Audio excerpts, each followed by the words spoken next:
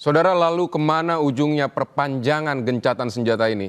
Akankah mendorong kedua negara menuju meja perundingan atau justru memicu agresi yang lebih besar? Kita bahas bersama jurnalis senior harian Kompas dan Kompas.com, Antonius Tommy Tri Nugroho yang sudah hadir di studio Kompas TV. Selamat siang Mas Ato. Selamat untuk siang, waktunya. Mas. Terima kasih sudah kabar? ada Sehat selalu. di studio. Jadi situasinya seperti ini kan, Amerika Serikat memblokade Hormuz, kemudian juga menyatakan gencatan senjata dan masih memblokade Selat Hormuz. Apakah ini bisa memaksa Iran untuk ke meja perundingan, Mas Ato? Ya, pertama kita harus melihat tujuan apa yang terjadi ini, tujuannya apa. Pertama, perpanjangan gencatan senjata tanpa batas waktu yang diumumkan oleh Trump ya. Perpanjangan gencatan senjata tetapi ada blokade. Ini berarti sebenarnya walaupun ada gencatan senjata, tetapi tetap Amerika melakukan tekanan ekonomi terhadap Iran, yaitu blokade semua kapal yang terkait dengan Iran dalam arti berangkat atau menuju pelabuhan Iran akan dicegah seperti itu. Dan sudah menurut laporannya sudah ada 29 kapal Iran yang terkena apa yang dilakukan oleh Amerika tersebut. Satu sisi, Iran juga punya kartu lain, yaitu dia kembali melakukan tekanan pada Selat Hormuz. Dan kita tahu insiden terakhir juga sudah disampaikan oleh Kompas TV, tadi ada beritanya ada 2 kapal yang diserang. Satu kapal berbasis di Swiss, MSC, dan satu lagi kalau tidak keliru Yunani ya. Kapal itu mencoba untuk melintasi Selat Hormuz dan dituduh oleh Garda Revolusi mengabaikan katakanlah peringatan sehingga kemudian dikenai serangan gitu ya, seperti itu. Dan akhirnya kapal itu berhenti. Itu artinya Iran masih punya kartu untuk menyatakan bahwa saya juga melakukan tekanan ekonomi dalam ini, tekanan yang mempengaruhi negara-negara di belahan dunia yang lain, seperti itu. Nah, jadi sebenarnya ini bisa dikatakan perang dalam bentuk yang lain, yaitu sama-sama saling menekan ekonomi. Amerika kepada ekonomi Iran, sedangkan Iran memastikan bahwa Amerika akan ditekan juga oleh negara-negara lain yang secara ekonomi terganggu oleh berarti ujungnya nanti nggak bakal berunding dong? Nah, tahap kedua. Nah, tentunya ini tergantung dinamika kan, tergantung dinamika. Tadi juga sempat disinggung bahwa bagaimana dinamika di dalam negeri Iran sendiri. Karena mereka justru dengan perang ini semakin solid. Bahkan ada laporan yang menyatakan bahwa dulu Iran tuh masih membuka, ada pusat-pusat jadi yang saling berkompetisi boleh menyuarakan pendapat. Sekarang masing-masing elit udah relatif bersatu. Terutama mereka punya target memastikan dalam negeri bersatu. Nah, ini tentu ada ruang-ruang semacam itu ya.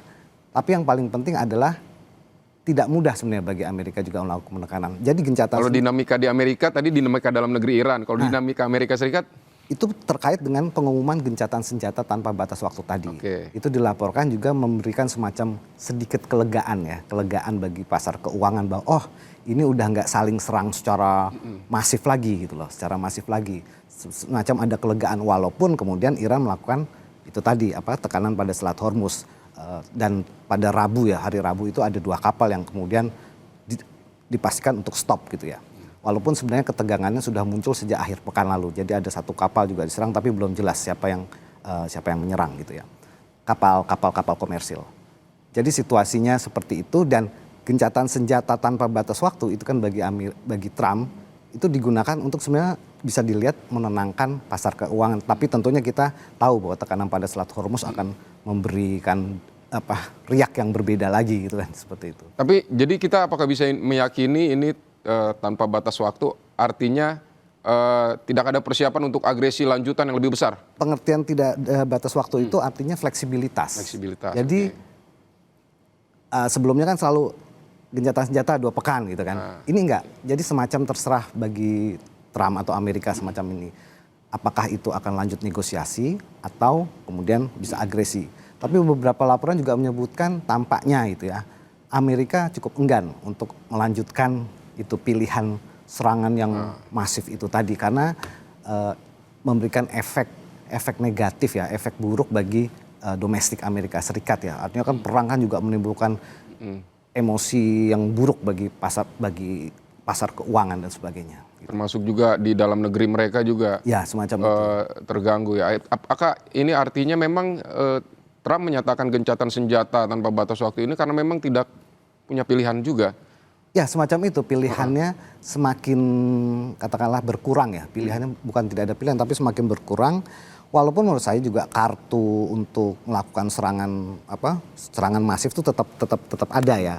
Tapi katakanlah pilihan itu cenderung dihindari, maka kemudian gencatan senjata tanpa batas, blokade dilanjutkan. Dan seperti dilaporkan oleh Centcom juga di beberapa media sudah ada 29 kapal Iran yang dipaksa untuk tidak bergerak gitu ya oleh blokade itu.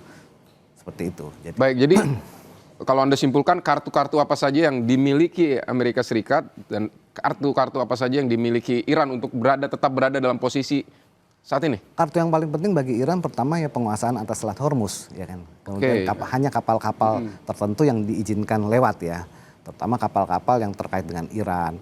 Dan insiden pada hari Rabu itu menunjukkan bahwa Iran masih punya kekuatan untuk menyerang kapal-kapal yang katakanlah dipandang tidak mau mematuhi apa yang diatur oleh militer Iran terkait dengan Selat Hormuz. Tentu dan menurut laporannya ada cukup banyak kapal yang tadinya pada pekan lalu itu sudah siap melintas. Ketika ada insiden ini terutama Selasa awal pekan dan ini mereka langsung stop. Itu kan berarti langsung mengganggu supply ya. Itu kartunya Iran, sedangkan kartunya Amerika blokade sampai sejauh mana kemudian tekanan itu bisa mempengaruhi Iran ya, tekanan ekonomi kan bagaimanapun Iran juga butuh aliran uang dengan melakukan perdagangan. Ya. Baik, Mas Sato, kemudian kan Donald Trump sempat bilang bahwa ini gencatan senjata, kita menunggu proposal dari Iran, proposal yang lebih padu karena Iran terpecah. Anda percaya Iran terpecah? Pengertiannya mungkin bukan terpecah dalam arti apa kan? Kita lihat situasinya adalah sekarang juga kepemimpinannya kan tidak muncul ya Pak Mustafa itu. Kemudian ada beberapa elit dan juga ada beberapa laporan, misalnya ada yang kelompok cenderung moderat, ada kelompok yang sangat garis keras. Walaupun yang garis keras ini cukup dominan, terutama di parlemen dan katakanlah di publik, di domestik ya. Mereka dilaporkan juga hampir bahkan setiap hari itu melakukan demonstrasi mendukung serangan terhadap Amerika dan juga mendukung sikap menolak menyerah gitu, katakan seperti itu. Nah, tentu ini harus mereka tentunya ada bagaimana menyelesaikan ini dan kemudian harus bisa satu suara. Dan juga waktu pertemuan di Islamabad menurut laporan juga ada sosok yaitu salah satunya adalah ketua parlemen Iran yang muncul. Kemudian tapi juga ada kelompok-kelompok yang selama ini tidak pernah muncul dalam pertemuan-pertemuan negosiasi internasional. Itu artinya ada upaya untuk bahwa kami ini bersatu gitu ya. Pesannya itu walaupun ya kita pakai logika ini secara umum bahwa dalam situasi ini semua negara pun pasti akan ada perbedaan. Dan bagi Trump, memang Trump melihat ini, pandangan Gedung Putih juga melihat memang ada perbedaan di dalam domestik Iran. Dan Trump beralasan bahwa gencatan senjata ini memberi ruang bagi Iran untuk menyusun proposal itu. Tetapi kan kita tahu tuntutannya Amerika tuh sejauh ini sulit untuk dipenuhi Iran. Pertama, larangan pengayaan uranium ya. Iran berargumen bahwa saya ini negara yang menandatangani non-proliferasi nuklir gitu loh. Dan saya jadi satu-satunya negara yang menandatangani fakta itu, tapi kok dilarang memperkaya nuklir. Sedangkan negara lain yang menandatangani itu boleh memperkaya sejauh untuk keperluan sipil, ya seperti itu. Lalu yang kedua adalah soal pengembangan balistik. Bagi Iran itu juga kedaulatan kan. Bebas dong saya mengembangkan balistik. Sedangkan bagi Amerika dan Israel tentu berbahaya. Bahkan perang ini menunjukkan betapa kuat kemampuan balistik Iran ya. Lalu yang ketiga aspek keterkaitan dengan kelompok-kelompok proksi Iran seperti Hizbullah dan Houthi gitu ya. Itu juga diminta untuk tidak lagi didukung. Tentu itu sulit untuk dipenuhi Iran. Sedangkan satu sisi permintaan Iran soal Selat Hormuz, lalu Amerika mundur dari kawasan Timur Tengah, membiayai perbaikan seperti itu, kehancuran setelah perang. Itu kan sulit untuk dipenuhi juga Amerika. Nah inilah makanya sebenarnya perkembangan seperti apa, lalu kemudian hal-hal apa yang sebenarnya mungkin belum banyak diketahui oleh publik yang bisa menjadi penentu bagi jalannya negosiasi lanjutan. Tapi perlu diingat juga ada peran Pakistan ya, bagaimana Pakistan. Lalu faktor-faktor Cina saya kira juga ya. Cina kan juga berusaha mempengaruhi bahwa bagaimana ya Selat Hormuz aman, lalu kemudian mereka juga memiliki kepentingan di Iran, sehingga perang ini kan juga bisa dilihat memperlemah kehadiran Cina di kawasan tersebut gitu ya. Baik, berarti kalau Amerika Serikat membuka blokade, kita bisa yakin bahwa Iran pasti akan ke meja perundingan untuk negosiasi. Tergantung tuntutannya juga kan gitu kan. Jadi gimana? Iya, artinya memang blokade itu kan hanya upaya pressure, tapi dia bukan substansi negosiasi kan. Substansi negosiasinya bagi Amerika ya Iran berhenti memperkaya uranium yang kabarnya sekarang udah sampai 60% ya, sebenarnya sangat tinggi dibanding untuk keperluan sipil yang 3, sekian persen gitu ya, dan untuk jadi senjata 90%. Nah itu sebenarnya substansinya, lalu balistik gitu. Stop mengembangkan balistik, ya nggak mau Iran, itu kedaulatan seperti kita ya, katakanlah nggak boleh misalnya bikin kapal atau apa semacam itu. Baik, tapi bagaimana nanti peran Pakistan bisa mendamaikan untuk di tahap kedua? Tapi nanti jawabnya usai jeda, Mas. Kita akan kembali lagi usai jeda. Kita kembali di Kompas Siang dan kita akan membahas lagi seperti apa ujungnya perpanjangan gencatan senjata antara Amerika Serikat dan Iran. Apakah akan berujung negosiasi atau kembali akan ada agresi? Kita membahasnya bersama jurnalis senior harian Kompas Antonius Tommy Trinugroho. Terima kasih Mas Ato. Jadi Anda melihatnya peran Pakistan akan seperti apa nanti? Apakah dia memang harus yang kan itu tadi persyaratan yang diajukan kedua belah pihak sulit. Apakah Pakistan aja yang membuat draftnya yang kira-kira bisa diterima semua pihak atau juga perlu ada keterlibatan misalnya kekuatan-kekuatan lain yang ada di sini untuk memediasi? Ya, pertama peran Pakistan itu adalah dia menurut saya sebatas mediator. Jadi dia pihak yang mempertemukan kedua pihak yang sedang bertikai. Apa keunggulan Pakistan? Satu, dia militernya sangat cukup dekat dengan Amerika, lalu dia cukup dekat dengan Cina. Cina memiliki kepentingan di Iran dan juga di Timur Tengah, sehingga dia berada pada pertemuan itu. Lalu Pakistan juga salah satu negara Muslim dan dia berbatasan dengan Iran, sehingga secara kepentingan juga cukup dekat. Dan selain itu, menurut laporan, walaupun ini entah berhubungan atau tidak, komunitas Syiah terbesar di luar Iran itu ada di Pakistan, ya mungkin di area perbatasan dengan Iran ya. Jadi posisi-posisi itulah yang kemudian membuat Pakistan menjadi mediator yang tepat. Artinya bisa kemungkinan dipercaya Iran gitu. Dipercaya oleh kedua belah pihak. Amerika percaya dan Iran juga percaya. Itu kan yang penting mediator. Lalu soal bagaimana kemudian negosiasi itu berlanjut. Nah, pada titik itulah kemudian menurut saya peran-peran negara-negara lain, dalam hal ini juga Cina, mungkin ada pengaruhnya. Bagaimana, dan sepertinya juga sudah diberi sinyal oleh Amerika bahwa Cina cobalah bicara dengan Iran gitu loh, seperti itu. Jadi seperti ada sinyal juga. Nah, tapi kemudian tentu kita tidak bisa melihat itu sesederhana itu, karena dalam Iran sudah diserang sekian lama, tentu dia akan tidak akan semudah itu kemudian mematuhi apa yang akan dibawa dalam negosiasi. Pertama, Iran juga memiliki pengalaman 2 kali berunding tahun lalu, dan terakhir sebelum serangan terakhir ini juga sudah berunding tapi akhirnya diserang. Itu kan juga menurunkan mistrust. Jadi pengertian negosiasi, bagaimana ujung negosiasi, menurut saya yang paling penting adalah jaminan bahwa kemudian tidak ada serangan yang tiba-tiba lagi gitu ya. Bahwa negosiasi berlanjut dan betul-betul mengikuti jalurnya negosiasi.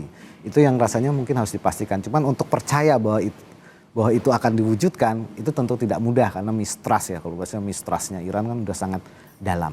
Lalu yang kedua ada aspek, dan ini juga ada beberapa laporan juga, sebenarnya beberapa pejabat Amerika juga menyayangkan komentar Trump di media sosial gitu ya. Karena menurut mereka ini sebenarnya negosiasi antara Amerika dan Iran ini sangat sensitif pertama. Sangat sensitif ya, selain sensitif tentu sangat bersifat strategik sekali ya.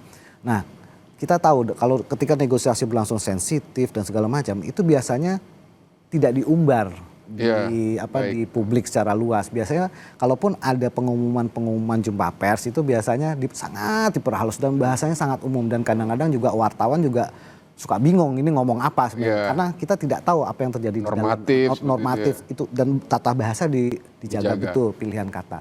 Tapi ini yang berbeda kan, Trump dengan gayanya begitu, tahu-tahu begini ngomongnya seperti ini, dan itu menimbulkan semacam ketidaksukaan yang cukup besar di kalangan Iran tentu. Ini gimana itu sih? Berarti komentar-komentar Trump di media sosial itu bakal menyulitkan jalan ke perundingan. Ya, sudah ada pandangan semacam itu, dan menurut saya itu tepat ya, karena ketika orang negosiasi itu kan dia harus trust bahwa pihak yang akan saya temui itu bisa dipercaya, dan ketika itu diumbar tentunya, apalagi diumbarnya agak ditwist gitu ya, agak memberi kesan yang buruk bagi pihak yang sedang bernegosiasi, kan tentu menjadi menurunkan level ketidakpercayaan gitu ya.